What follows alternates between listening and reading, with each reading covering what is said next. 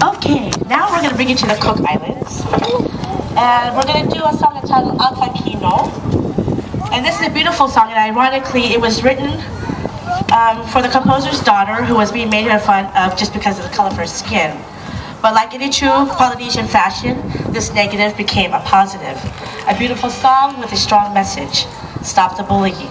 We hope this song will bring a new light to an issue that unfortunately has been around too long. We'd like to dedicate this song to Uncle Sam and Auntie Cindy, for the young lady in this song was written for their niece. Akakino.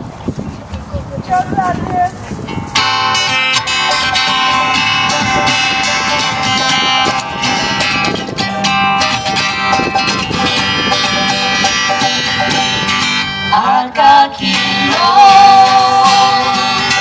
Akakino,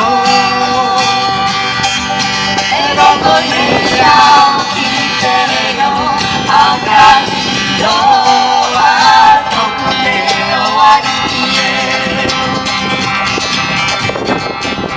Takunetu wa ea akaku araginae.